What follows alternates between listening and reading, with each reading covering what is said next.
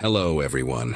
Before we start, make sure to like and subscribe to the channel, and leave a comment with where you're from and what time you're watching. That way, YouTube will keep showing you stories just like this one. Now, let's begin. The drive out to Black Ridge took us 6 hours from Denver, and honestly, if it wasn't for my buddy Jake's obsession with abandoned places, I never would have made that trip. I was 24 then, fresh out of college with a journalism degree I wasn't using, bartending nights at this dive place downtown while figuring out what to do with my life. Jake worked construction, had this whole YouTube channel about urban exploration that was starting to get some traction, maybe 8,000 subscribers or something like that.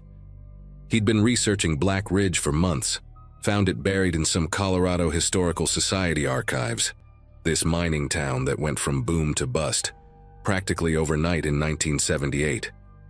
The official story was that a series of cave-ins made the mines too dangerous, insurance companies pulled out, and without the copper mine, the town just dried up.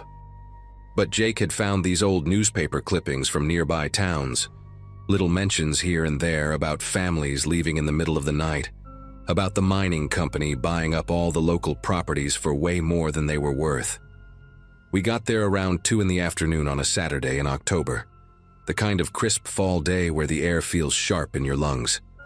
Black Ridge sat in this valley between 2 mountains, and you had to take this dirt road that switched back and forth down the mountainside to reach it. The town itself was smaller than I expected, maybe 40 buildings total, most of them these single-story wooden structures with their roofs caving in. Main Street was just this wide dirt road with storefronts on either side, their windows either broken or boarded up with plywood that had warped and split from decades of weather.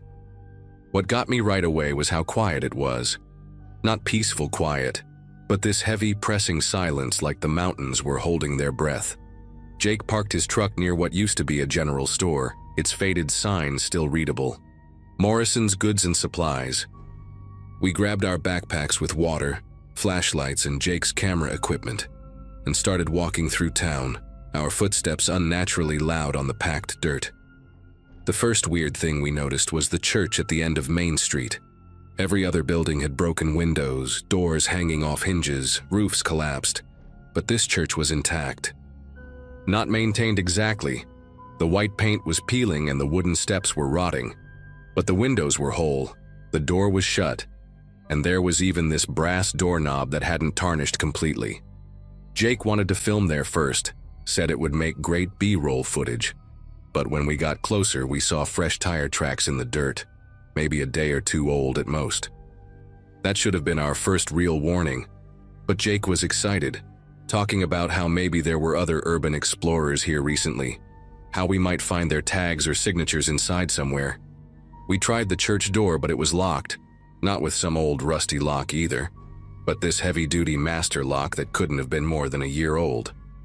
The windows were covered from the inside with what looked like black fabric, and when Jake tried to peek through a gap near the window frame, he pulled back and said it smelled wrong in there, like chemicals, like the cleaning supplies his dad used to use at the funeral home he managed.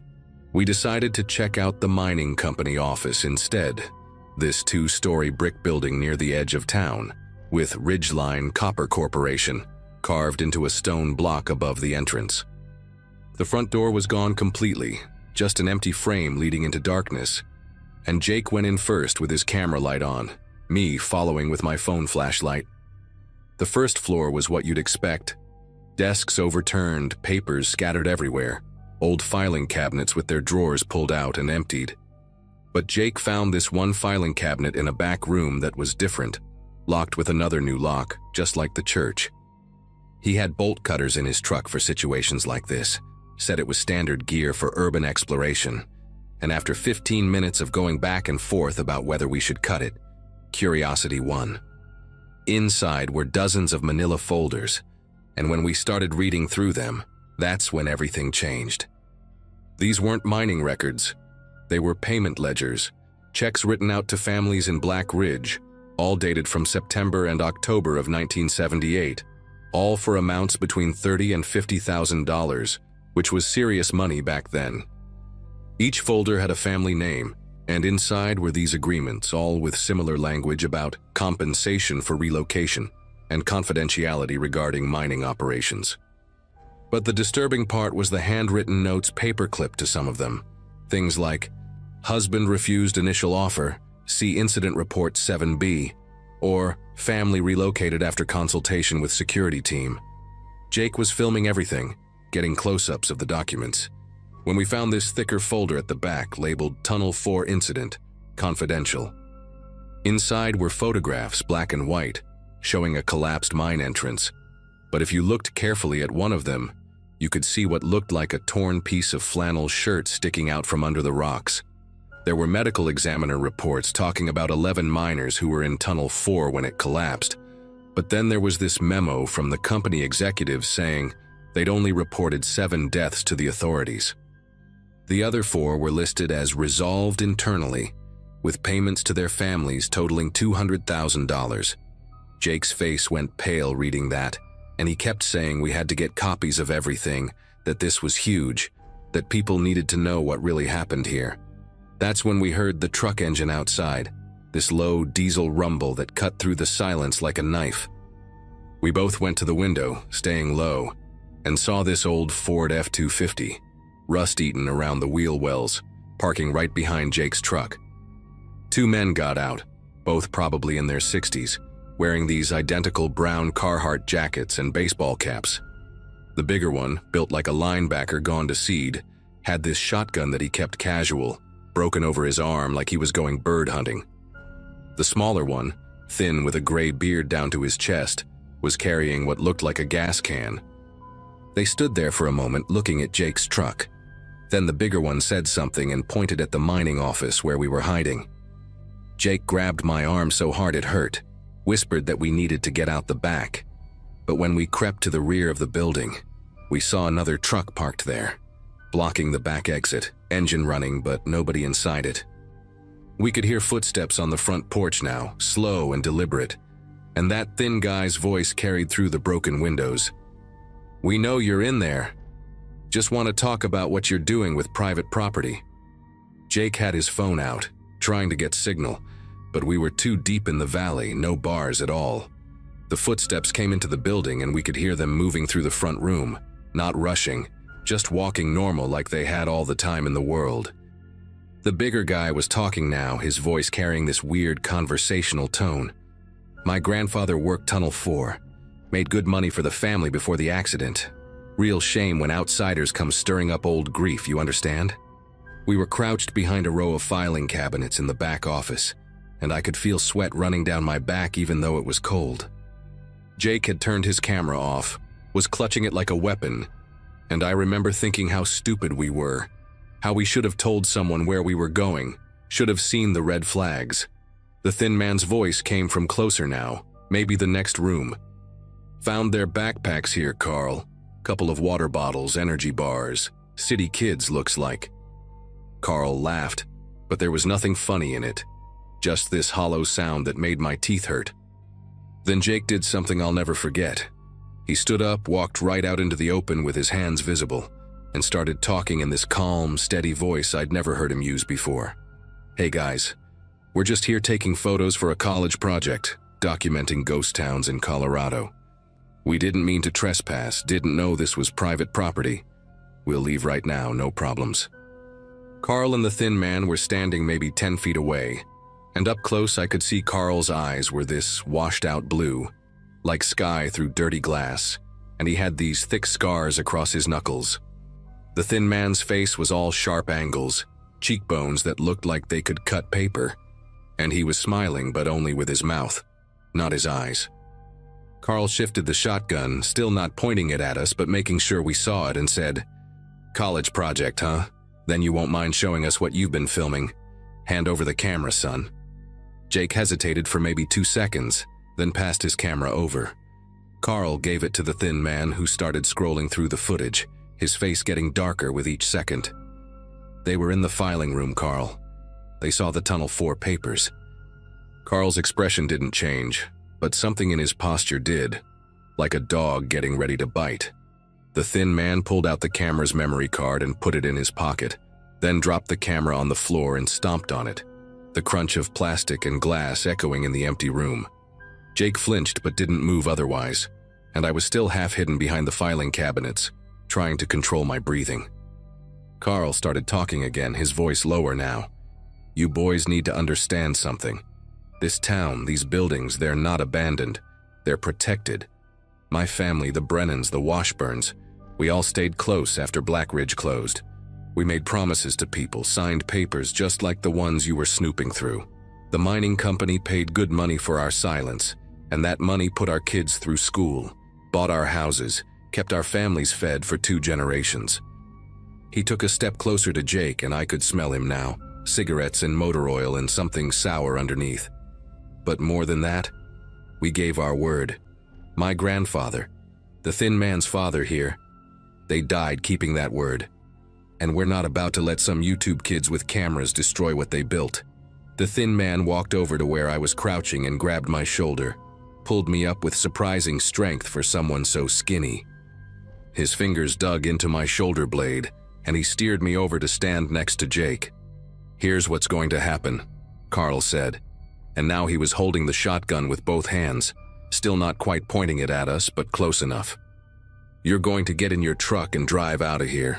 You're going to forget you ever heard of Black Ridge. You're going to delete any copies of anything you might have uploaded or backed up.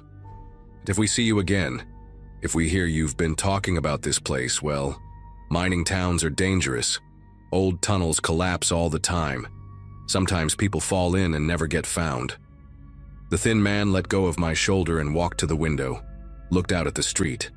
"Their truck's not the only vehicle here, Carl. Saw fresh tracks by the church, too. We might have more visitors." Carl's face went tight, and he grabbed Jake by the front of his jacket, pulled him close enough that their faces were inches apart. "You bring friends? How many people know you're here?" Jake shook his head, said it was just us, swore on his mother's life, but Carl didn't look convinced. That's when we heard it. A woman's voice calling out from somewhere near the church, young and clear. "Hello, is someone there? My car broke down on the mountain road and I saw the trucks down here." Carl and the thin man exchanged this look, and without a word, the thin man headed for the door, moving faster than I'd seen him move before. Carl kept his attention on us, but I could see him thinking, calculating something behind those faded eyes. "Looks like this is your lucky day, boys," he said finally. "We've got a more pressing problem now, but here's the deal. You're going to walk with me to your truck, nice and calm, and you're going to drive out of here. The thin man's going to follow you to the county line. Make sure you keep going. And if your phones somehow start working on the way out, you forget our faces, forget our names, forget everything except that Black Ridge is a dangerous place where people get hurt." He marched us outside, the shotgun now definitely pointed in our direction, and I could see the thin man talking to a young woman near the church, maybe mid-20s, wearing hiking gear.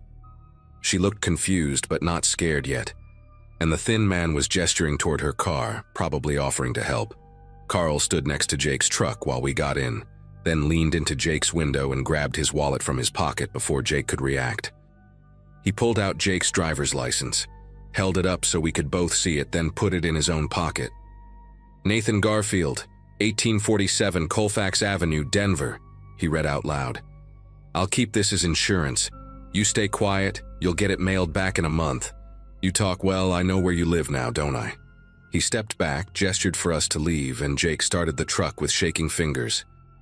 As we drove down Main Street, I looked back and saw the thin man leading the woman toward the mining office, his hand on her elbow, Carl following behind them.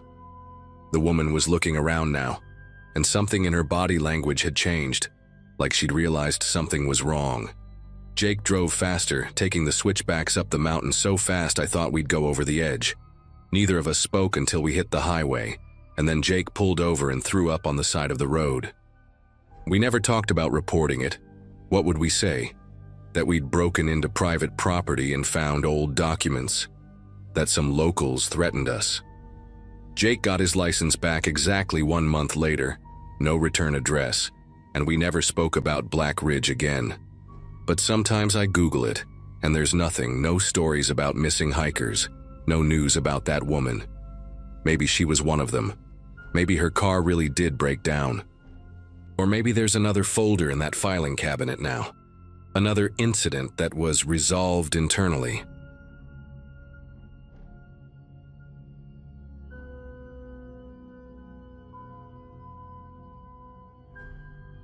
The call about Uncle Howard's estate came on a Thursday afternoon in early September. I was 32, living paycheck to paycheck fixing computers in a cramped shop in Philadelphia, when the lawyer told me I'd inherited everything. Howard Beaumont wasn't exactly close family. He was my mother's older brother who'd cut ties with everyone about 15 years ago after some argument nobody talked about. Mom passed 5 years back, so when the lawyer mentioned Howard had no other living relatives, I became the default beneficiary. The Victorian house sat in Stillwater, a town of maybe 800 people tucked into the hills of northern Pennsylvania, about 4 hours from where I lived. I'd never been there, never even heard Howard mention the place before he disappeared from our lives. The lawyer, a gravelly-voiced man named Fredrickson, said Howard had been found dead of a heart attack in his study, surrounded by boxes of old newspapers and what looked like research materials. I drove out there that Saturday morning, leaving before dawn to beat the traffic. The GPS led me through winding mountain roads that got narrower the closer I got to Stillwater, until I was following a cracked two-lane that hadn't seen maintenance since the Bush administration. The town itself looked forgotten, a main street with half the shops boarded up, a diner with 3 pickup trucks parked outside, and a gas station where the attendant stared at me like I'd grown a second head when I mentioned Howard's name. The house stood at the edge of town, up a gravel drive lined with overgrown hedges that scraped against my car. It was massive, 3 stories of peeling gray paint and ornate woodwork, with a wraparound porch that sagged in places and windows that reflected the afternoon sun like blank eyes. The key was under a stone frog by the front steps, exactly where Fredrickson said it would be. When I pushed open the heavy oak door, the smell hit me immediately. Dust, old paper, and something else. Something chemical and sharp that made my nose burn. The study was exactly where Fredrickson described it. First door on the right past the grand staircase. Howard had transformed it into something between a library and a detective's evidence room. Every wall was covered with corkboards, and every corkboard was covered with newspaper clippings, photographs, and handwritten notes connected by different colored strings. Red string for disappearances, blue for property records, green for something labeled society activities, in Howard's cramped handwriting. A massive oak desk dominated the center of the room, its surface buried under stacks of yellowed documents and leather journals. I picked up the nearest journal, dated just 3 weeks before Howard died. The first entry made my breath catch. They know I'm getting close. Found another pipe in the basement wall today behind the wine rack. Same diameter as the others. Whatever they were moving through this house, they needed a network for it. I set the journal down and walked closer to the corkboards, trying to make sense of the chaos. The disappearances went back decades. The oldest clipping was from 1978, about a traveling salesman whose car was found abandoned near the house. Then a hitchhiker in 1983, a runaway teenager in 1991, a homeless veteran in 2006, all last seen within a mile of this property. Howard had marked each one with a red pin on a hand-drawn map of Stillwater, and all the pins formed a rough circle around the Victorian. But it was the photographs that really got to me. Black and white shots from what looked like the 1950s, showing groups of men in suits standing in front of the house, their faces serious and purposeful. One photo had names written on the back in fading ink. The Stillwater Preservation Committee, 1953. I recognized some of the surnames. They matched the businesses in town, the ones that were still open. The Brennan Hardware Store, the Garrison Diner. These weren't random historical photos. These were the grandfathers and fathers of people still living in Stillwater. I spent the next 2 hours going through Howard's research, and the picture that emerged made my mouth go dry. The Stillwater Preservation Committee wasn't about preserving the town's history. It was about preserving their secrets. Howard had found property records showing that the Victorian had been purchased by the committee in 1952, but kept in rotating names of individual members to avoid suspicion. They'd meet here monthly, according to Howard's surveillance notes from the past year. He'd photographed license plates, documented arrival times, even recorded snippets of conversation through a device he'd planted near the back entrance. One transcript stood out. "The new infrastructure is almost complete. 3 more months and we can resume operations at full capacity." That was dated just 6 weeks ago.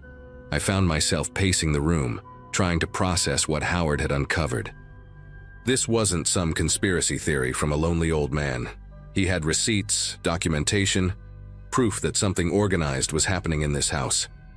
The basement door was in the kitchen, painted shut with so many layers that I had to use a knife to break the seal. The wooden steps groaned under my weight, and that chemical smell got stronger with each step down. The basement was massive, running the full length of the house with stone walls that wept moisture, and a concrete floor that looked newer than it should. Howard had been busy down here too. Chalk marks on the walls, measurements written in white, and in the far corner, the wine rack he'd mentioned pulled away from the wall. Behind it was a hole, maybe 8 inches in diameter, running horizontally into the wall. I got on my knees and shined my phone's flashlight inside. The pipe was PVC, modern, and it branched off in multiple directions like a network of veins. But what really made me pull back was the smell coming from inside, concentrated and medical, like a hospital corridor at 3 in the morning. I stood up and noticed something else.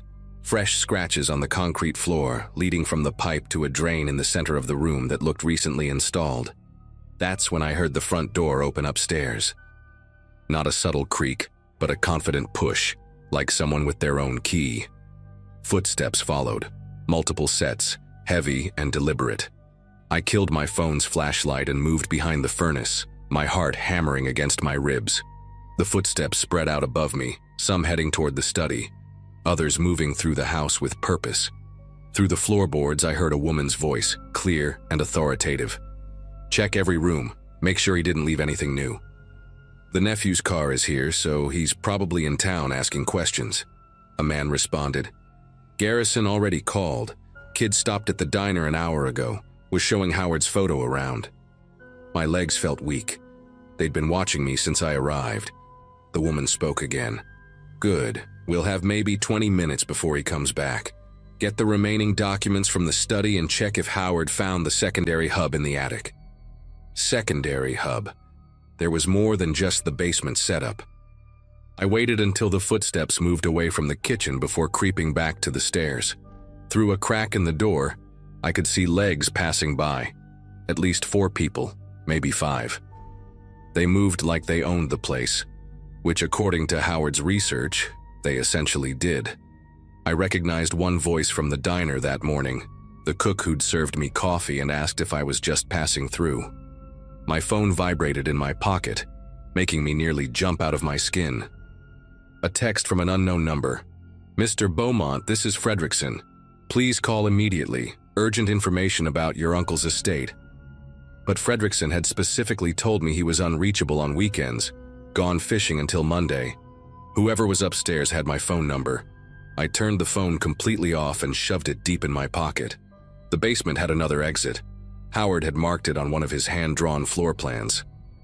An old coal chute that led to the side yard, hidden behind a metal shelf full of paint cans. I started moving toward it, trying to remember the exact location from the diagram. The metal shelf was exactly where Howard had marked it, but moving it quietly was impossible. The moment I touched it, a paint can tumbled, hitting the concrete with a crash that echoed through the basement. The footsteps upstairs stopped immediately. "Did you hear that?" someone asked. The woman's voice cut through. "He's in the basement. Thompson, Garrison blocked the exits, Brennan with me." The kitchen door flew open and feet pounded down the stairs. I abandoned stealth and shoved the shelf aside, revealing the coal chute, a narrow metal tunnel angling up toward daylight. I scrambled inside just as flashlights swept the basement behind me. The chute was tighter than it looked, covered in decades of coal dust and rust that blackened my clothes and filled my lungs. Halfway up, my shoulders wedged tight. Behind me, someone shouted, "He's in the chute!" I heard metal scraping. They were trying to grab my legs. Panic gave me strength I didn't know I had. I twisted, pulled, and scraped my way up until I burst out into daylight, gasping and coughing black dust. The side yard was bordered by thick woods, and I ran straight for them without looking back. Branches tore at my clothes and face as I crashed through the underbrush, following what looked like an old deer trail. Behind me, car doors slammed and engines roared to life. They'd have to take the long way around to reach this part of the woods by vehicle, giving me maybe a 5-minute head start. Howard had been smarter than I'd realized. His journals mentioned multiple cache sites around the property where he'd hidden copies of his research. The closest one was beneath a distinctive rock formation about a quarter-mile into the woods, marked by 3 white blazes on a massive oak tree. I found it after 10 minutes of desperate searching. A waterproof container buried under loose stones containing flash drives, photocopies, and a prepaid phone with a single number programmed in. The contact was listed as insurance. I called it while moving deeper into the woods, and a young woman answered on the first ring. "Mr. Howard, thank God you're—" I cut her off. "Howard's dead. This is his nephew. I have his research. They're after me right now." There was a pause, then her voice went sharp and professional. "Listen carefully. I'm Agent Diane Russo with the DEA. Howard was helping us build a case. Those pipes you probably found? They're distribution infrastructure for synthetic fentanyl. The Stillwater Preservation Committee has been using that house as a hub for 40 years. First for methamphetamines, now for fentanyl. They process it in the attic, move it through the pipe system to avoid detection, and dispose of evidence through that drainage system. The disappearances Howard tracked?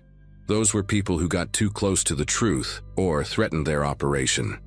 We're 40 minutes out with a full tactical team. Can you stay hidden?"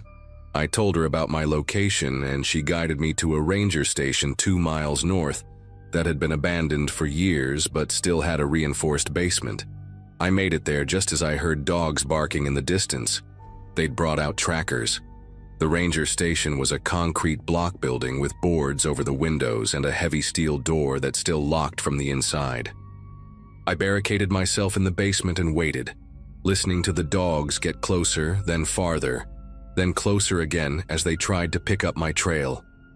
37 minutes later, the woods exploded with sirens and helicopter rotors. Through a crack in the boarded window, I watched federal agents in tactical gear swarm the Victorian house and the surrounding area. The committee members who'd been hunting me were arrested on the spot, caught with weapons and evidence they'd removed from Howard's study.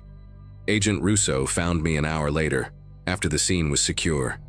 She told me Howard had contacted them 6 months ago, after discovering the drug operation, and he'd been systematically documenting everything to build an airtight case. His heart attack was suspicious, but they couldn't prove murder yet. The house would be seized as evidence, along with 3 other properties in town that served as distribution points. 23 people were arrested that day, including the mayor and the police chief. The Stillwater Preservation Committee had controlled the town for decades, using it as a perfect cover for their operation.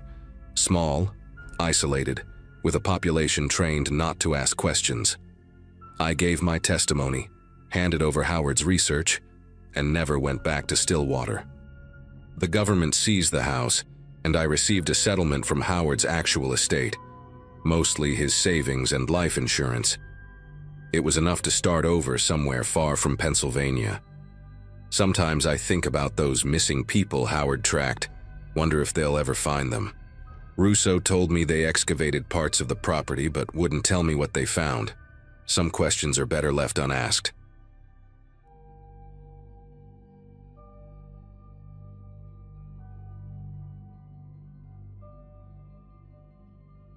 "4 months ago, I inherited a diner from my great-aunt Dolores, someone I'd only met twice in my entire life. The lawyer called me on a Wednesday afternoon while I was sitting in my cramped Chicago apartment, scrolling through job listings after another failed interview. He said Dolores had left me her business in Gravelton, Iowa, a town so small it barely showed up on GPS. I remember laughing at first, thinking it was some kind of scam, but the paperwork was legitimate. The Blue Moon Diner, established 1952, complete with all equipment, recipes, and a small apartment above the restaurant. After 6 months of unemployment and dwindling savings, I figured why not give small-town life a shot. The worst that could happen was I'd fail and come back to the city with a story to tell.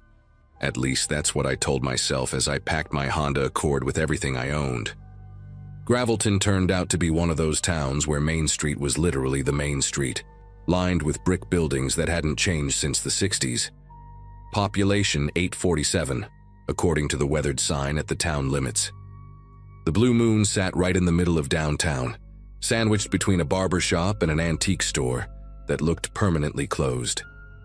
When I first walked in with the keys jangling in my hand, the place smelled like old grease and lemon cleaner, that distinctive diner smell that gets into everything. The locals started showing up within minutes of my arrival. Mrs. Holloway from the post office bringing me a casserole, Tom from the gas station offering to help fix the broken neon sign, and at least a dozen others who just wanted to welcome the new owner. They were almost aggressively friendly, each one mentioning how glad they were to see the diner opening again, how the town hadn't been the same without it. Their enthusiasm seemed genuine, but there was something in their eyes when they looked at me, a kind of careful watchfulness that made me uncomfortable. The first week was a blur of cleaning, organizing, and trying to make sense of Aunt Dolores' system. She'd kept everything meticulously organized, inventory lists dating back decades, supplier contacts written in perfect cursive, and a metal lockbox in the office that I couldn't open. The key wasn't with the others the lawyer had given me. I found her recipe collection in a filing cabinet, each one handwritten on index cards yellowed with age, some dating back to the original owner.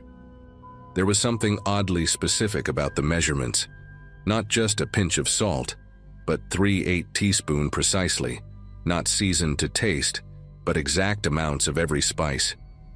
The cards were covered in plastic sleeves, protected like precious documents. Mrs. Holloway stopped by every morning for coffee, always sitting at the counter, always ordering the same thing. She'd watch me work with those sharp blue eyes, occasionally offering advice about suppliers or which customers liked their eggs over easy versus scrambled.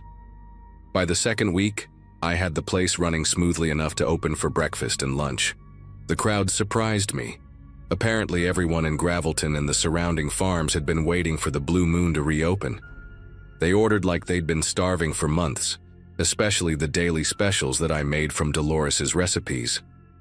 The meatloaf on Mondays, chicken pot pie on Wednesdays, and the famous Blue Moon chili on Fridays that people actually called ahead to reserve.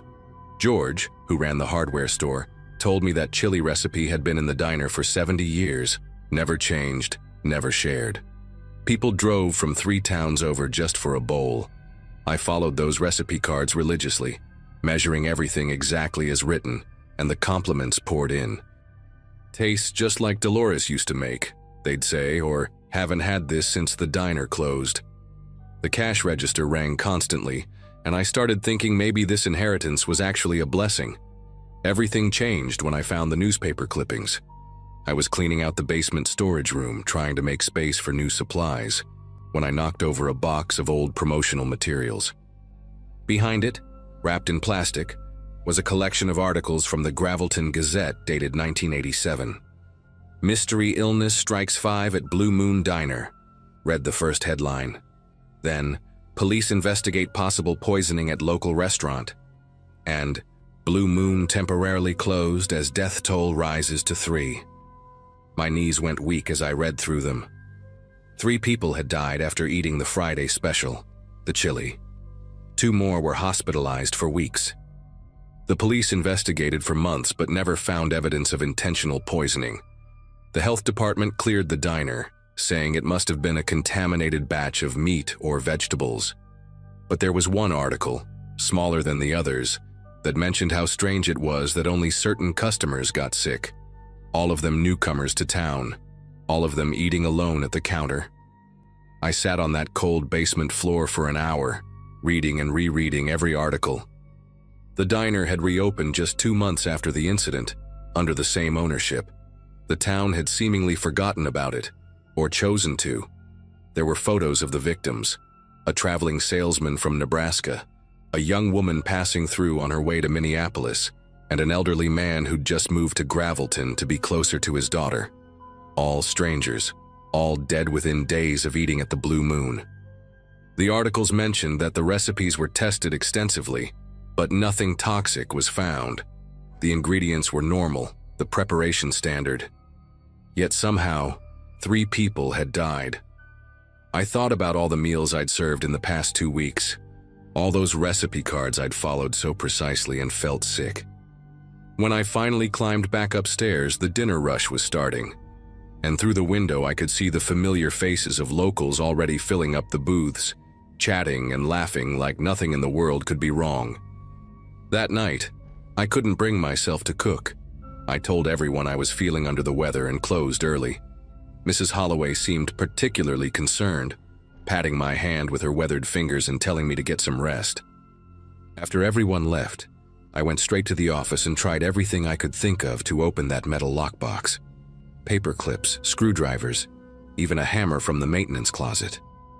Finally, around midnight, I found a small key taped to the underside of Dolores's desk drawer. Inside the box were 2 sets of recipe cards, identical to the ones I'd been using, except for tiny differences. The chili recipe in the lockbox called for regular paprika, while the one in the filing cabinet specified Hungarian paprika from the Morrison family farm. The meatloaf in the box used standard breadcrumbs.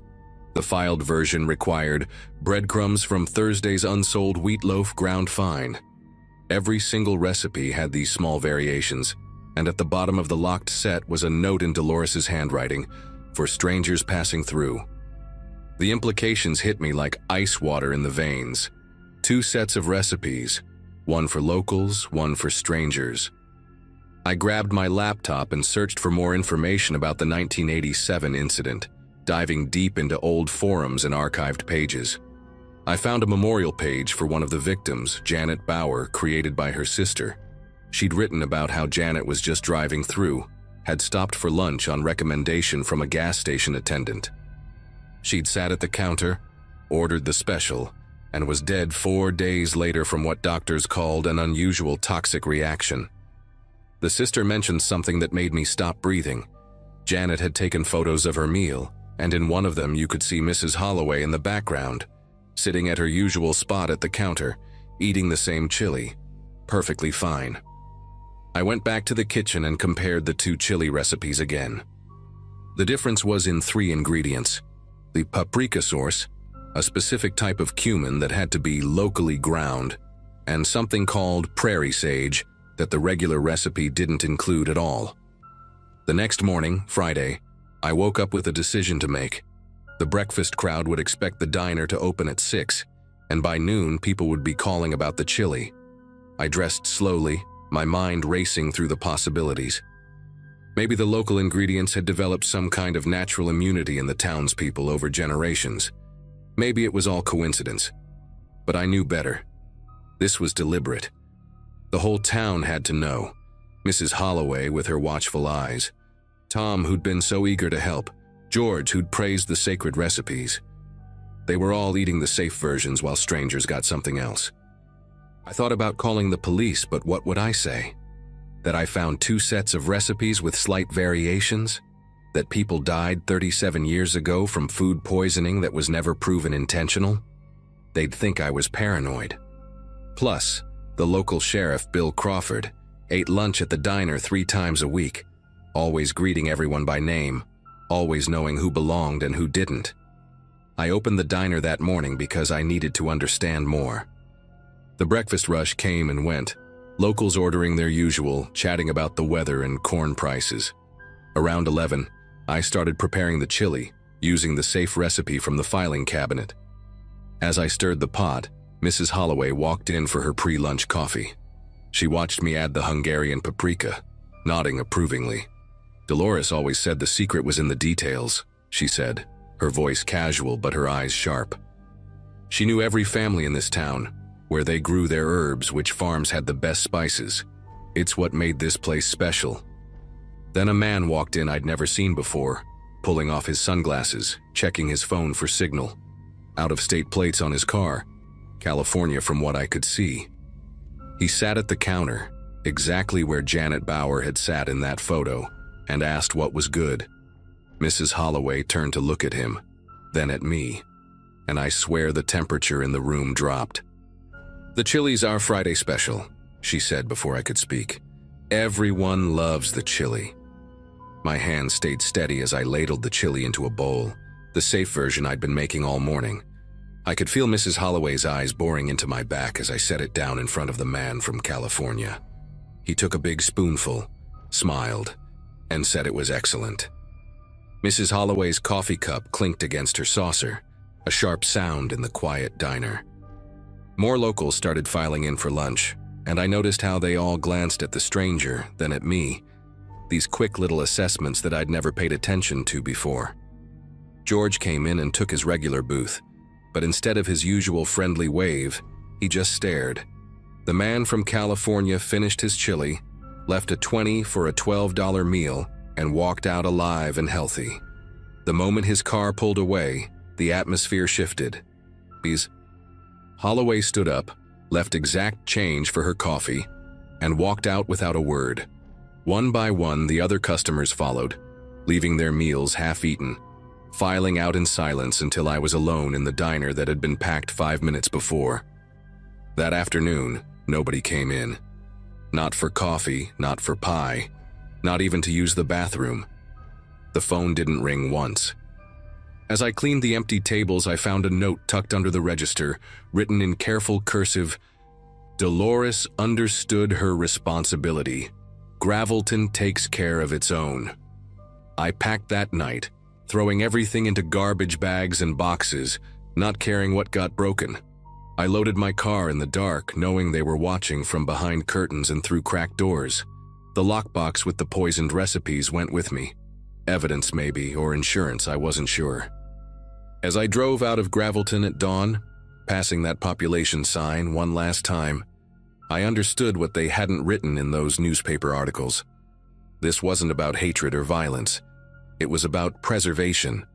A town of 847 people who'd learned, maybe during some famine or disaster decades ago, that certain local plants processed certain ways created immunity in those who consumed them regularly, but were toxic to outsiders. They'd turned survival into tradition, protection into poison, using the diner as their gate, their filter, their way of keeping Gravelton exactly as it was. I drove straight through to Chicago, only stopping for gas, never eating at diners, and filed a report with the FBI that probably went nowhere.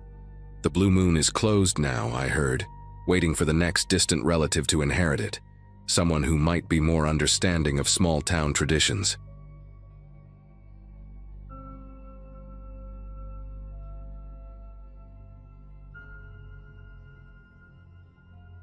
The drive from Michigan to Arizona was supposed to be our big adventure after college graduation.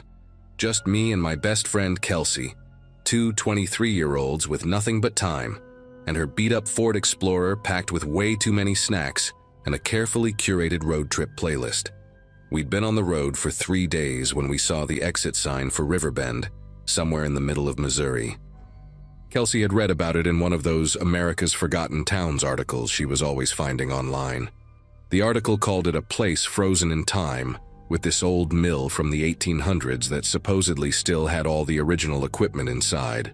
She practically begged me to make the detour, said it would only add an hour to our trip. I should have paid attention to how the gas station attendant 20 miles back had gone quiet when Kelsey mentioned where we were headed. The town itself looked normal enough at first glance, maybe 500 people. A single main road with a few shops, a diner with one of those vintage neon signs that probably hadn't been updated since the 60s. But there was something about how empty the streets were for a Saturday afternoon in June. We passed maybe 3 people total on our way through town, and each one of them watched our car like they were memorizing the license plate. The mill was on the far edge of town, past a cluster of houses that all had their curtains drawn, despite the beautiful weather. Kelsey was practically bouncing in her seat, going on about the architecture and how these old mills were engineering marvels for their time. The building was massive, built from weathered red brick with a water wheel that hadn't turned in decades. The no trespassing signs were everywhere, but the fence had so many gaps it seemed more like a suggestion than an actual barrier. We squeezed through one of the gaps, and I remember the smell hit us immediately, musty and metallic, like old pennies mixed with rotting wood. The main floor was exactly what you'd expect from an abandoned mill.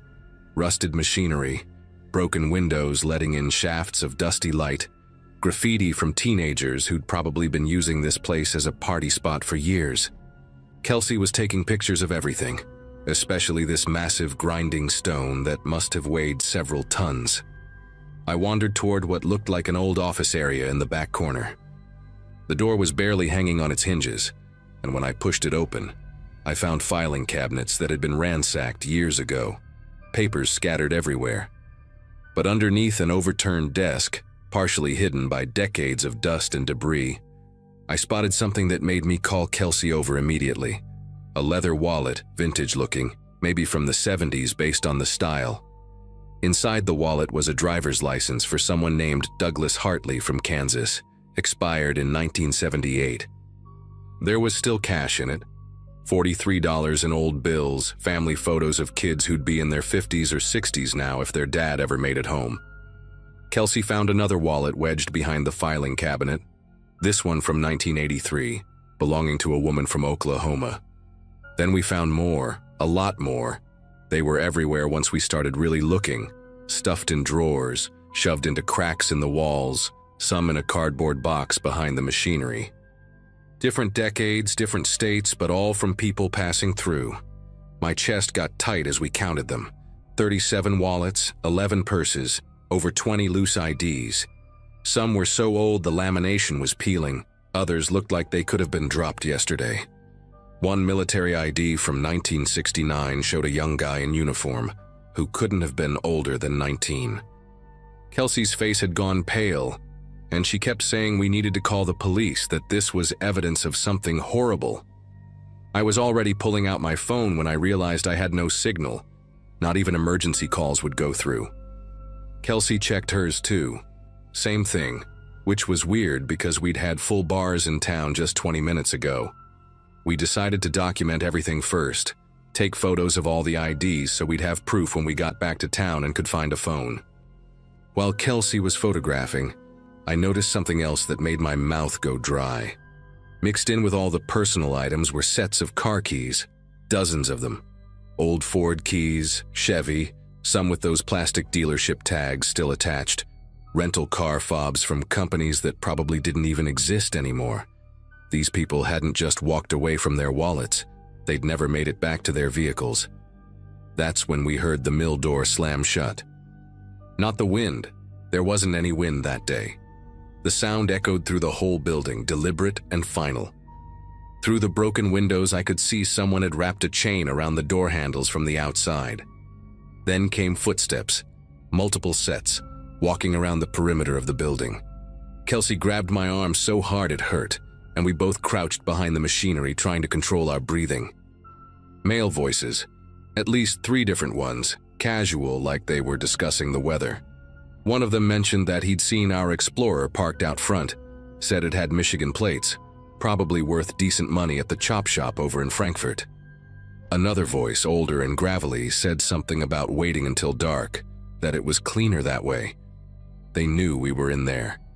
They were just deciding what to do with us. The men kept talking, and pieces of their conversation drifted through the broken windows. One mentioned that the sheriff would be at his daughter's recital until evening. Apparently, the sheriff was in on this too.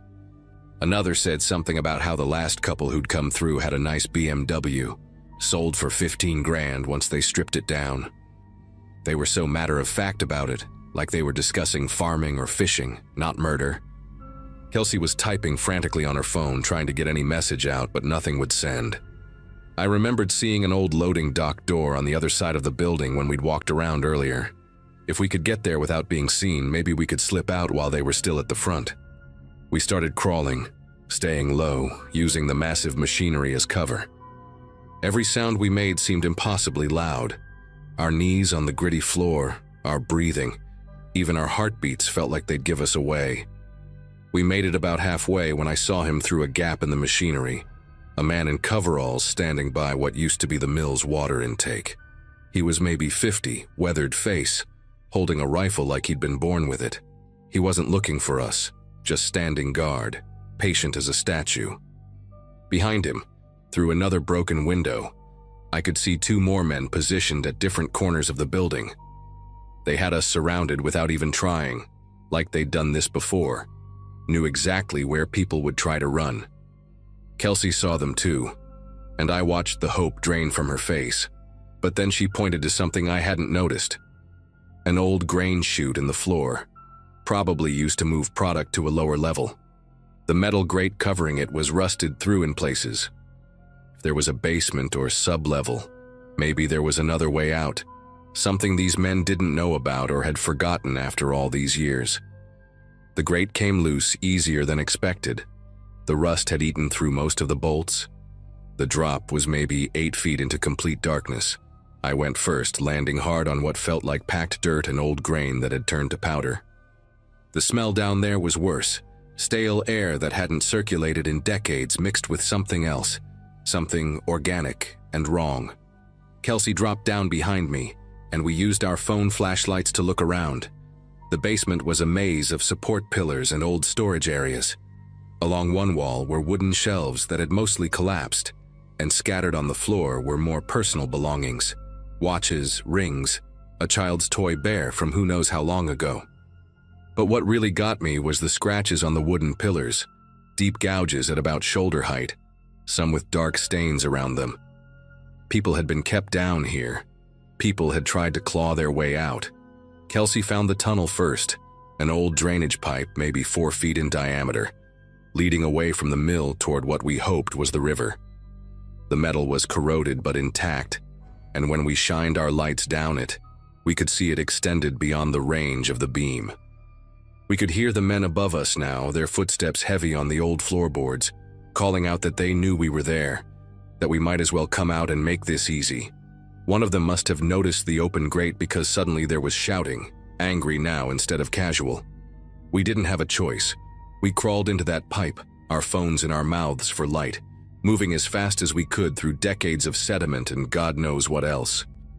The pipe seemed endless, and behind us, echoing in the metal, we could hear them entering the basement, their voices distorted but getting closer. After what felt like hours, but was probably 10 minutes, the pipe opened up into a concrete junction box near the river, about a quarter mile from the mill. We pulled ourselves out, covered in rust and filth, our hands and knees torn up from the crawl.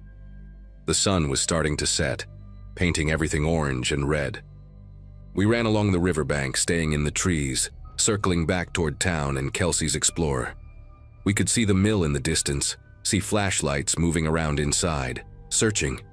When we finally made it to the car, our hands were trembling so bad, Kelsey dropped the keys twice.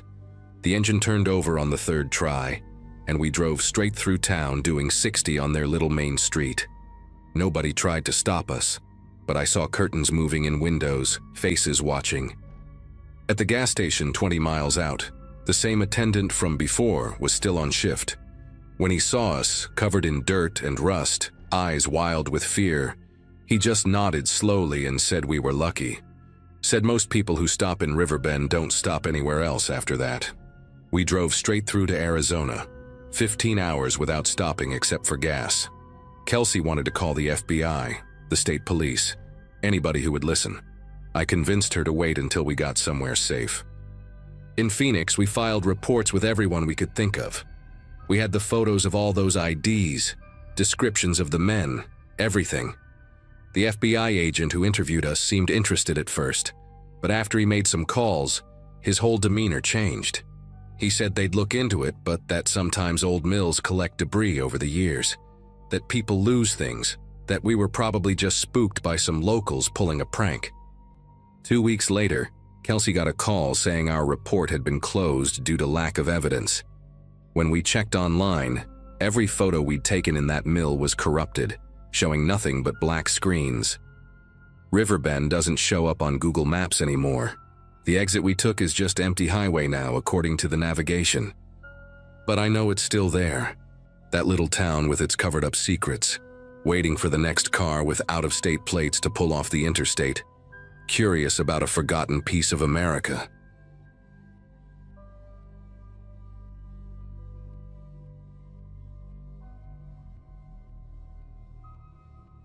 The morning I drove into Black Hollow, West Virginia, I was 32 years old and had exactly $800 left in my checking account.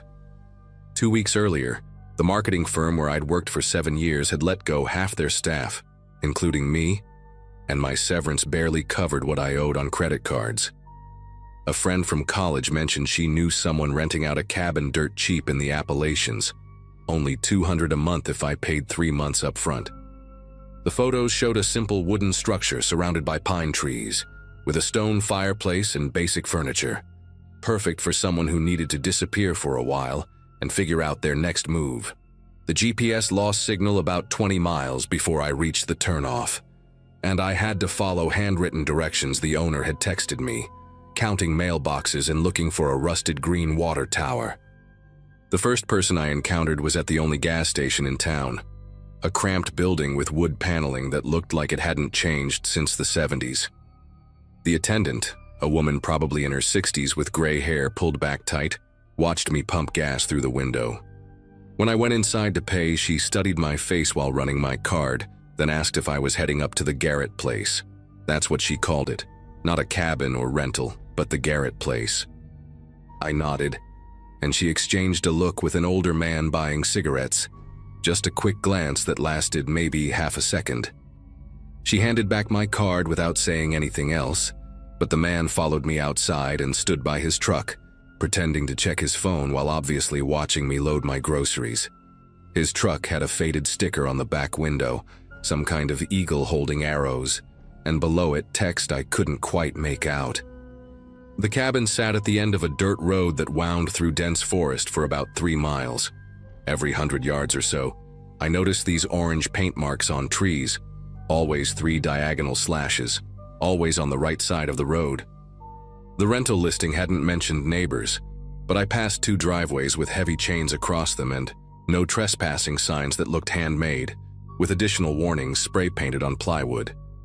One said, "We don't call 911 with a crude drawing of a rifle underneath. The key was hidden under a fake rock near the front door, just like the owner promised, though I noticed fresh tire tracks in the mud that weren't from my car. Inside the cabin was clean but had this strange smell, like copper pennies mixed with pine cleaner.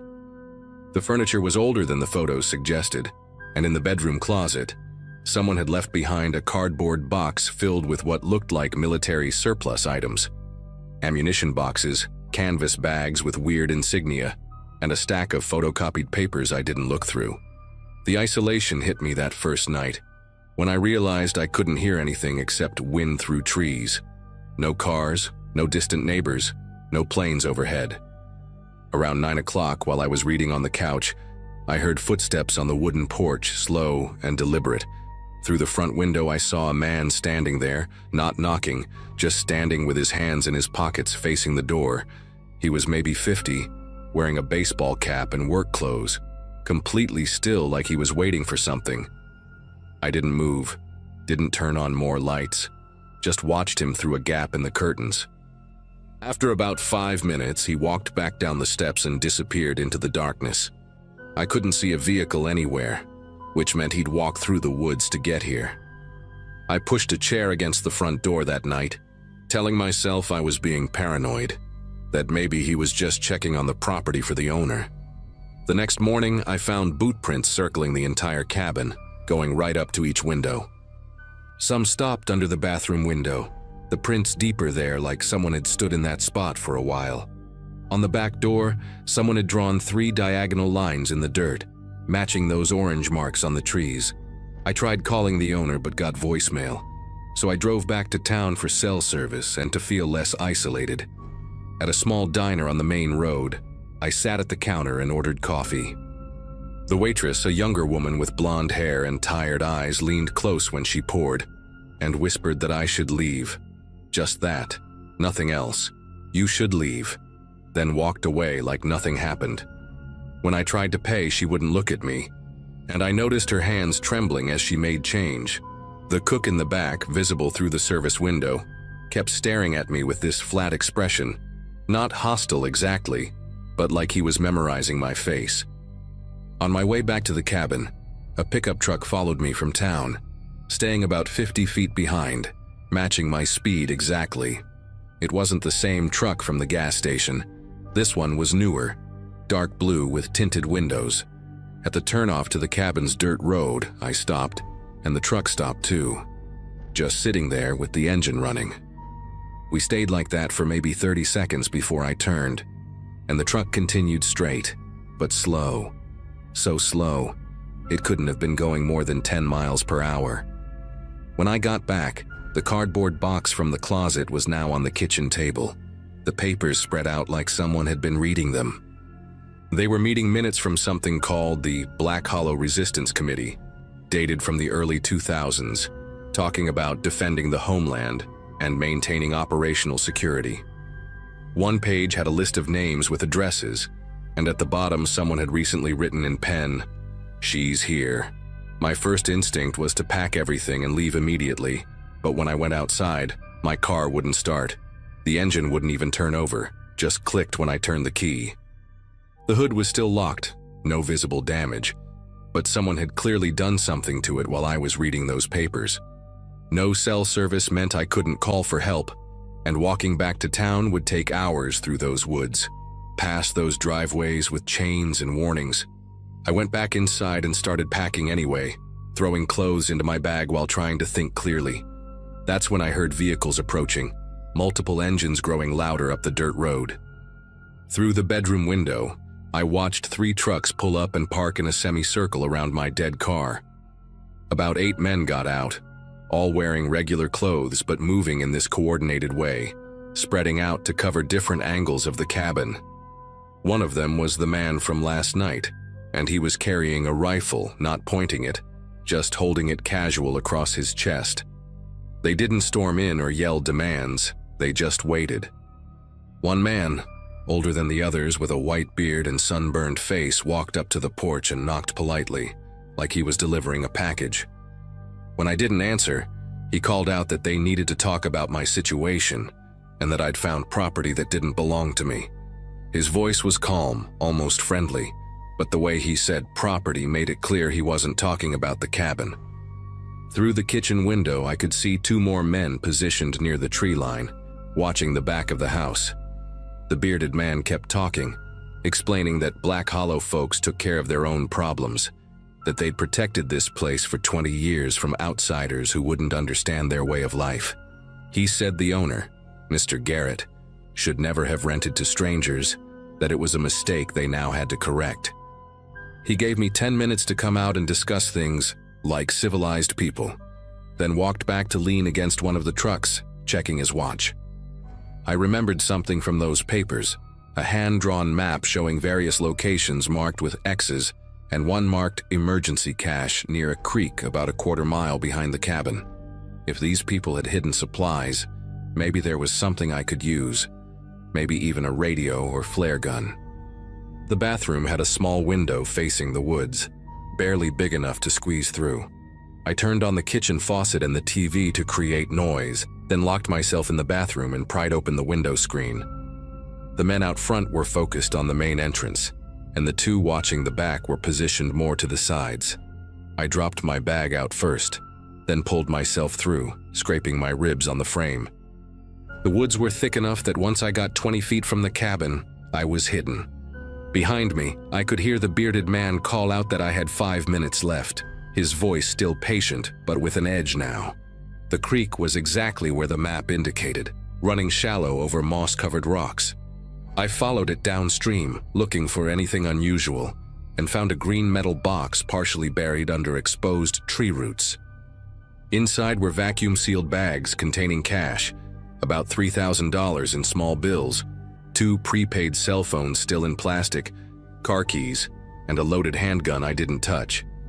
There was also a notebook wrapped in plastic with more names, photos of people at what looked like training exercises, and detailed plans for something called Day Zero. The phones were old, but when I powered one on, it had a single bar of service. I called 911 and told them I was being held against my will by armed men at the Garrett cabin in Black Hollow. The dispatcher went quiet for a long moment, then said they'd send someone, but it would take time, maybe an hour, since they had to call in state police. She told me to stay hidden and keep the line open, but I could hear hesitation in her voice, like she knew exactly what I was talking about and wasn't sure what would happen when help arrived. I heard shouting from the direction of the cabin, then the sound of breaking glass. They'd discovered I was gone. The bearded man's voice carried through the trees, no longer friendly, barking orders to search the perimeter and check the creek. I grabbed the money and one phone, leaving everything else, and moved deeper into the woods, trying to remember which direction led to the main road. Tree branches kept catching my clothes, and every snapped twig sounded like a gunshot. About 15 minutes into moving through the underbrush, I heard dogs barking getting closer. These people knew the land, had dogs, and were organized like they'd done this before. I found a cluster of fallen trees creating a small hollow covered by dead leaves and wedged myself inside, pulling branches over the opening. The barking got louder, maybe 2 or 3 dogs, and I could hear men calling to each other, coordinating their search pattern. One voice passed so close I could hear his breathing, heavy from running, and the static of a walkie-talkie saying they found my tracks heading toward the creek. 40 minutes passed like hours, lying in that hollow, insects crawling across my face, trying not to move or breathe too loud. Then I heard sirens, multiple vehicles, and the dogs suddenly stopped barking. Through the leaves, I glimpsed flashlight beams swinging wildly as the searchers headed back toward the cabin. The state police dispatcher called the phone, asking for my exact location, and when I whispered where I was, she said to stay put, that officers were securing the scene. It took another 20 minutes before a female officer found me, her hand on her weapon, looking as nervous as I felt. She helped me out and walked me to a state police cruiser, past federal-looking vehicles I hadn't heard arrive. The cabin area was flooded with law enforcement, and I saw the bearded man in handcuffs, but most of the trucks were gone, and only 3 other men were detained. The officer told me they'd been watching this group for years, but never had someone willing to come forward, that the cabin was supposed to be off limits, but Garrett rented it out without the others knowing, probably needing money. She said I was lucky I called when I did. They drove me to a motel 2 counties over and had me give statements for 3 days. The FBI showed me photos of weapons caches they found, training sites, and plans for attacks on federal buildings. I never went back for my car or belongings. They said the group had scattered but would reform somewhere else, that groups like this were all over these mountains, waiting. I still have one of those prepaid phones and the money, evidence they said I could keep since it couldn't be traced. Sometimes I check online for news about Black Hollow, but there's never anything. Like the whole thing never happened.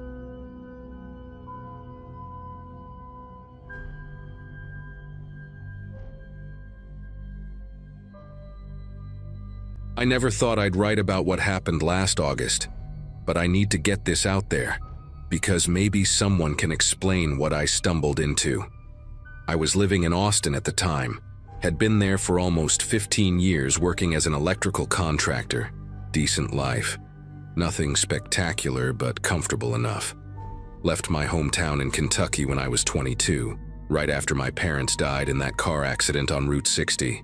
And honestly never planned on going back. The place held too many memories. You know how small towns can suffocate you with their weight of history, and everyone knowing your business. That Wednesday started like any other.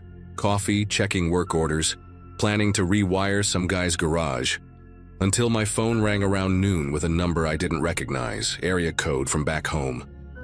The voice on the other end was raspy, like someone who'd been smoking for decades. And they knew my full name, middle name included, which immediately set off alarm bells in my head. They said they'd been trying to find me for months, that there was something in my parents' old house I needed to see, something about answers to questions I didn't even know I had. When I asked who they were, the line went quiet for maybe 10 seconds before they said, someone who knew your father better than you think, and hung up. I tried calling back, but the number was dead, like it never existed. Spent the rest of that day distracted, couldn't focus on work, kept thinking about that voice and what could possibly be waiting in a house that had been empty for 15 years. By evening, I'd packed a bag and was on the road, telling myself I was just going to drive by, maybe peek through the windows, nothing more. The drive took me through the night and into the next morning, 18 hours of highways gradually narrowing into those winding mountain roads I used to know like the back of my hand. The closer I got, the more wrong everything felt. Not scary exactly, just like driving into an old photograph where the colors had started to fade. When I finally hit the town limits around 10 in the morning, the first thing I noticed was how empty everything was. Not abandoned like a ghost town in the movies, but more like everyone had just stepped out for a minute and never came back. Cars still parked in driveways but covered in pollen and leaves, mailboxes stuffed so full that envelopes were scattered on the ground below them. The grocery store where Mrs. Coleman used to give me free candy was still there, lights on inside, but when I walked up to the glass doors, I could see rows of expired products on the shelves and a thick layer of dust on everything. I drove through what used to be downtown, past the barber shop where my dad got his hair cut every third Saturday, past the church where half the town showed up every Sunday, and maybe saw 3 people total. An old woman sweeping her porch who went inside the second she saw my truck. A guy in overalls who literally turned and walked the other direction when I waved, and someone watching me from behind curtains in a second-story window. I could see their silhouette, but they backed away when they realized I'd spotted them. The weird part was that some houses looked lived in. Fresh paint, mowed lawns, flowers in the window boxes, while others right next door were clearly abandoned with broken windows and yards gone wild. There was no pattern to it, like someone had randomly decided which houses to maintain and which to let rot. The silence was the worst part though. No dogs barking, no lawnmowers running, no kids playing, just this heavy quiet that made my ears ring. My parents' house sat at the end of Sycamore Drive, a white 2-story with green shutters that I'd helped my dad paint the summer before I left. From the street, it looked exactly the same, like I could walk in and find my mom making her famous pot roast while dad watched the game in his recliner. The lawn was perfect, not a blade out of place. The flower beds my mother loved still blooming with those purple petunias she ordered from some catalog every spring. Even the mailbox had been repainted recently, our last name Caldwell still stenciled on the side in that fancy script my mom picked out. But when I got closer, I noticed things that didn't add up. The doormat was new, one of those modern rubber ones, not the woven welcome mat my mom had for 20 years. And there were security cameras mounted under the eaves, small black domes that definitely weren't there when this was home. The front door was unlocked, which should have been my first red flag to leave, but I was already too deep into this to turn back. The inside hit me with this smell of vanilla air freshener trying to cover something else, something chemical and sharp like a hospital corridor. All our old furniture was gone, replaced with metal filing cabinets lining the walls of what used to be our living room, each one labeled with years ranging from 1985 to 2018. The dining room table where we ate Sunday dinners was now covered in manila folders spread out like someone had been sorting through them recently. I could see rings from coffee cups still wet on some of the papers. But what really made me stop breathing for a second was the wall of photographs in the hallway. Dozens of them, all children between maybe 6 and 12 years old. School photos mostly, some candids at playgrounds or birthday parties. And I recognized at least half of them. Kids from town, kids I went to school with, kids who supposedly moved away with their families over the years. Under each photo was a label with a name, a date, and a case number written in neat handwriting. Tommy Brennan was up there, disappeared in 1987 according to the label, but I remembered his parents telling everyone they'd moved to Florida for his dad's new job. Lisa Garrett, 1991. Her family supposedly went to live with relatives in Texas after their farm went under. Kevin Walsh, 1994. His mom said they were starting fresh in Oregon after the divorce. All these kids whose families just vanished overnight. and we all just accepted it because that's what happens in small towns. People leave for better opportunities, right? The dates went all the way up to 2018.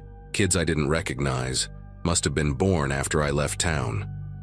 I pulled out my phone to take pictures but had no signal, not even emergency calls, which was impossible because I'd had 3 bars when I parked outside.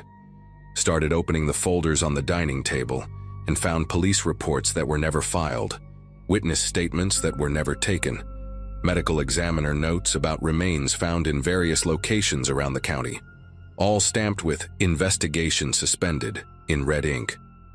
My dad's name was all over these documents, not as an investigator but as someone who'd been filing complaints, demanding investigations, writing letter after letter to state police, FBI, anyone who would listen.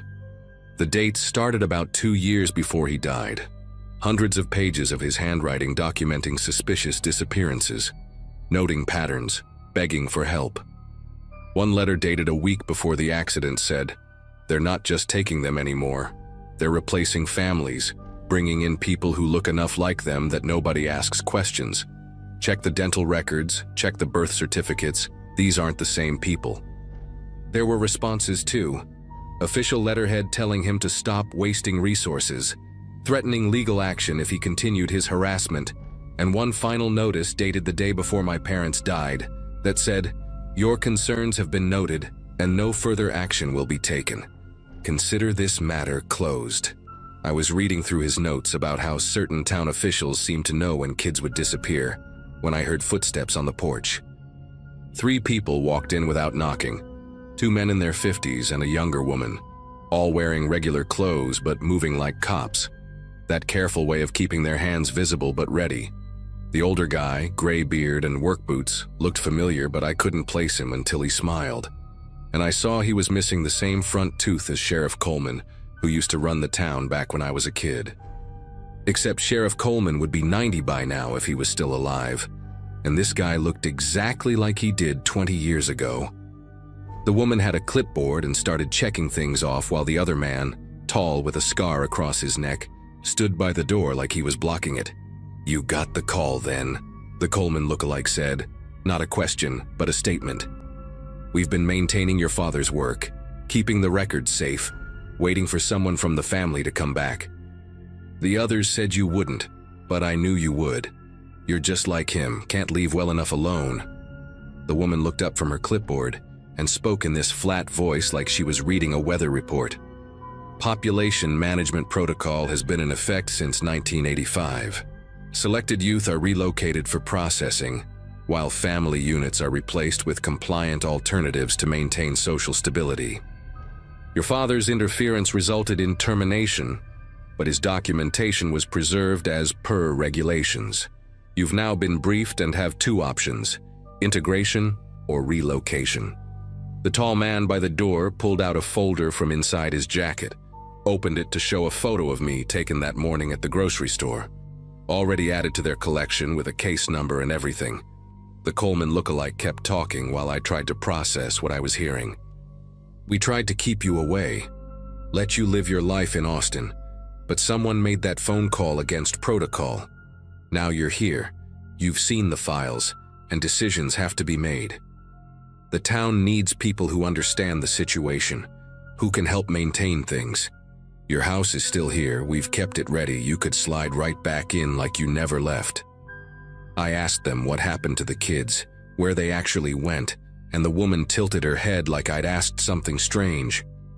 "Processing centers in multiple states.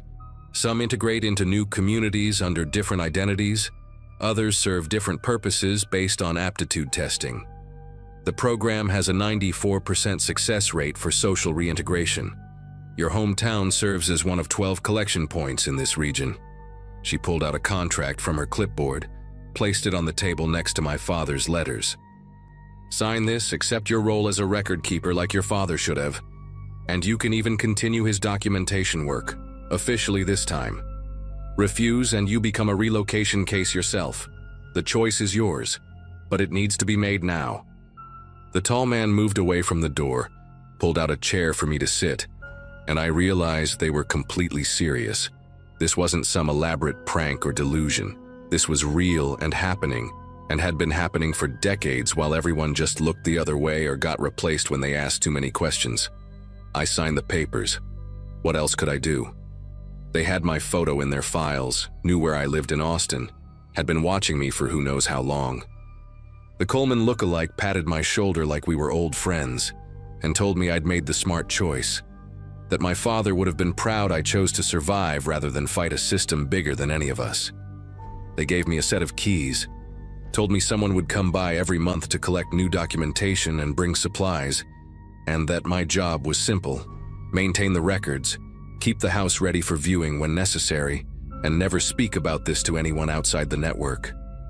They left me there with boxes of files dating back 40 years, hundreds of missing children who were never really missing, just redistributed like resources in some massive program I still don't fully understand. I drove back to Austin that night, quit my job over the phone, and returned to that house permanently 2 weeks later. That was 3 months ago, and I've been maintaining the records ever since, adding new photos to the wall when they arrive in unmarked envelopes, filing reports I know no one will ever investigate. The reason I'm writing this now, posting it here where maybe someone will see it, is because yesterday I got a new envelope with photos of 3 kids from a town in Ohio I've never heard of, and one of them looks exactly like my nephew, my sister's kid who lives in Seattle, except the date on the photo is from next month. I called my sister last night and she said they're planning a family road trip through the Midwest in 2 weeks, mentioned they might stop in some small towns along the way to see real America. I tried to warn her, told her to stay on the highways, skip the small towns, but she just laughed and said I was being paranoid. I can't leave this house. They track my phone, my car, probably reading this right now as I type it, but maybe someone out there will understand what I'm trying to say. If your kids' friends suddenly move away without saying goodbye, if families in your town disappear overnight and nobody seems concerned, if you notice people who look familiar but something about them is just wrong, don't investigate, don't ask questions, just leave. Pack up and get out before you get a phone call asking you to come home, before you find yourself sitting where I am, organizing files for children who'll never be seen again, becoming part of a machine that's been running longer than any of us realized and will keep running long after we're gone.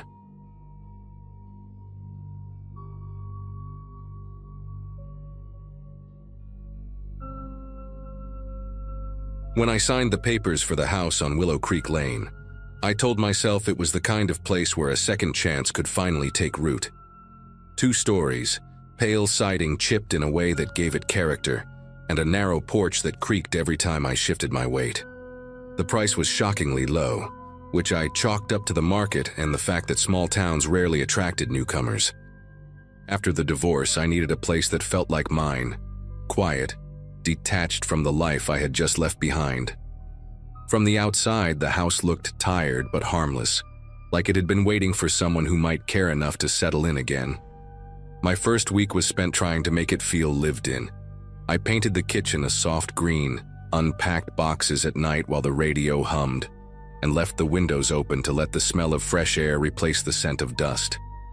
Neighbors passed by, some nodding politely, others keeping their gaze locked on the sidewalk. I assumed it was just the small-town way of treating strangers. Still, the silence had an edge to it, as if people were holding back words they didn't want to share. No one lingered long when I tried to strike up a conversation about the weather or the best place to get groceries. One afternoon, while sipping coffee at the only cafe in town, I mentioned the address to the barista, just in passing, the way people do when they're hoping for a bit of local advice about plumbing or lawn care. Her expression faltered for the briefest second, and she fumbled with the lid she was screwing onto my cup. "Willow Creek," she repeated, almost under her breath. Then she forced a smile too quick and said, "Hope it works out for you," before moving on to the next customer. It was a small moment, but it stuck with me like a splinter. Curiosity got the better of me. A few days later, I drove to the town clerk's office, which was tucked inside a brick building that smelled faintly of mildew and old books. I asked if I could see the property records for my address, pretending it was about taxes, The clerk, a woman with gray hair pinned into a severe bun, gave me a long look before sliding the files across the counter. Page after page detailed previous owners, always women, and next to each name were abrupt endings. Missing, relocated suddenly, domestic disturbance. It wasn't the kind of neat turnover you'd expect for a modest family home. Reading it felt like pulling back wallpaper, only to discover mold creeping across every inch beneath. Driving back that evening, the streets of Willow Creek felt narrower than usual, as if the houses leaned in to watch me pass. At home, I sat at the kitchen table with the documents spread in front of me. Each woman's name carried the weight of a story cut short. One had disappeared after only 6 months. Another left suddenly, her belongings still listed in the inventory as unclaimed. And then there was a note about a police call, unresolved disturbance, but no follow-up details. It wasn't just unsettling. It felt like the house itself had a history it was unwilling to release in full. That night, while brushing my teeth upstairs, I heard a soft scrape beneath the floorboards in the hallway. At first, I thought it might be the old house settling, but the noise repeated, slow and deliberate, as though someone were dragging a piece of furniture across bare wood. I stepped into the hallway, toothbrush still in hand, and the sound stopped instantly. The silence afterward was sharp, almost staged, like whoever or whatever had been making it wanted me to know I was being listened to. The following morning, I checked the crawl space in the basement, shining a flashlight into corners heavy with cobwebs. Nothing. No signs of rodents, no shifted boards, no evidence of anything that could have caused that dragging sound. I told myself exhaustion was twisting ordinary noises into something more sinister. Still, when I stood at the kitchen sink later that day, I kept catching my reflection in the window. The odd part was, I could swear the reflection wasn't perfectly in sync. My hand would move a beat faster than the image, or the tilt of my head lingered in the glass when I'd already straightened. Later in the week, I mentioned the house again to a woman stocking shelves at the grocery store. She was maybe in her late 50s, with short hair dyed a stubborn red. Her eyes softened when she heard the address, but instead of answering, she quietly shook her head and muttered, "You should have asked before buying." She didn't elaborate, and I didn't press her. The way her face tightened around the words told me she'd already said more than she meant to. Walking back to my car, the grocery bags rustling in my hands, I had the strong impression that the house wasn't just avoided, it was actively feared. By the second week, sleep came in short bursts. I'd wake to the sound of faint footsteps pacing across the upstairs landing, always stopping right outside my bedroom door. Each time I'd sit up, heart hammering, whispering into the darkness just to prove I still had a voice. Nothing answered, but the air in the room always felt heavier afterward, as if someone had been standing on the other side of the wood, deciding whether to enter. One night, I finally worked up the courage to press my ear against the door when the steps began. The boards creaked softly, slow and measured, and then silence. I waited, holding my breath until I heard the faintest whisper. Not words, not even a tone I could place. Just the sound of someone breathing steadily, inches away, separated from me only by a thin panel of wood. I slammed my fist against the door and the breathing stopped, followed by retreating steps that melted into nothing. The next morning, I packed a bag and went back to the clerk's office.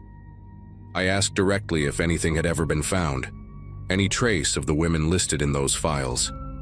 The clerk didn't answer right away. Instead, she slid the folder back across the counter and murmured, "You'll leave soon, too.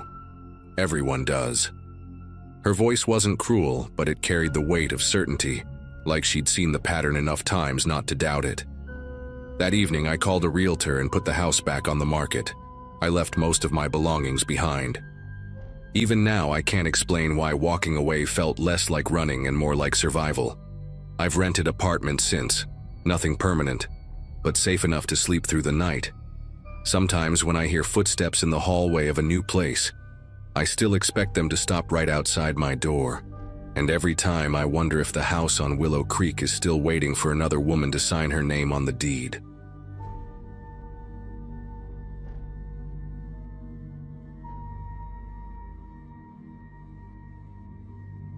I'd just come out of a messy breakup that left me feeling like I had no ground beneath me. My apartment felt hollow, my routine stale, and every corner of the city carried some trace of her favorite coffee shop, the bookstore we used to wander, even the damn laundromat. When a rental listing popped up online for a little place in a town I'd never heard of tucked away in New England, it felt like a lifeline. The ad promised quiet streets, welcoming neighbors, and a library that looked like something out of an old postcard. I didn't even think twice. I packed what I had left and signed the lease. The town was called Whispering Pines, and from the moment I drove in, I noticed how neat everything looked, like it had been arranged for a magazine cover. White porches with rocking chairs, picket fences painted freshly, every mailbox with names carefully stenciled. People waved to me as if I had lived there all my life, and for a second it was comforting. After weeks of chaos, the rehearsed politeness was a shock to my system. They asked where I came from, but when I answered, they never seemed interested in the details. Just smiled and nodded like they already knew more than I was saying. At first, I chalked up the strangeness to small-town quirks, the kind of surface charm you expect when everyone knows each other's grandparents. But after a few days, I started noticing something that didn't sit right. There was no movement, literally none. No moving trucks, no for sale signs, no kids talking about college plans. The local diner had the same crowd every morning, and even though people welcomed me warmly, their conversations carried this subtle undertone that made me feel less like a neighbor and more like a guest at a party I couldn't leave. The library became my refuge. It smelled like dust and lemon polish, its shelves crowded with titles that seemed decades old. The upstairs section was quieter, almost too quiet, with these long oak tables where the sunlight fell in dusty streaks. One afternoon, while pulling a book on regional history, I noticed something wedged between the stacks. Thin, leather-bound journals with dates smudged on the covers. They didn't look like they belonged to the library. The handwriting inside was uneven, shaky, like someone desperate to get their words out before they were cut short. And the names, they weren't locals. They were outsiders, people like me, writing about how they came here and how something was wrong. The first journal I read was from someone named Emily Kerr. She wrote about moving into Whispering Pines after a divorce, about how the townspeople treated her with endless kindness, until she realized no one ever left. Her entries grew more frantic, the last one barely legible. They smile, but they're waiting. I hear them outside at night. The hairs on my neck rose as I flipped through. There were other journals too, dozens, each one from someone different, all describing the same slow realization. The town didn't just welcome you, it consumed you. I carried one of the journals home hidden under my jacket and read it late into the night. My lamp flickered as if the bulb was about to burn out, and I kept glancing toward the curtains, convinced someone was out there. The writer mentioned being invited to endless community events, potlucks, church services, book clubs, and how refusing wasn't an option. The entries described a sense of being monitored, every step noticed. The scariest part wasn't the paranoia, it was how normal everyone acted while the person writing was unraveling. After that night, I started paying closer attention. Mrs. Larkin, my landlord, always showed up unannounced with baskets of bread or pies, her eyes never blinking enough, like she was waiting for me to slip. The man who ran the gas station asked me the same questions every time, word for word, like he was reading from a script. I'd walk down the street and feel heads turn toward me, then quickly away when I caught them. The town had this way of smothering you with kindness that felt less like generosity and more like a net tightening. One afternoon, I went back to the library and found the section where I had discovered the journals sealed off with a staff-only sign that hadn't been there before.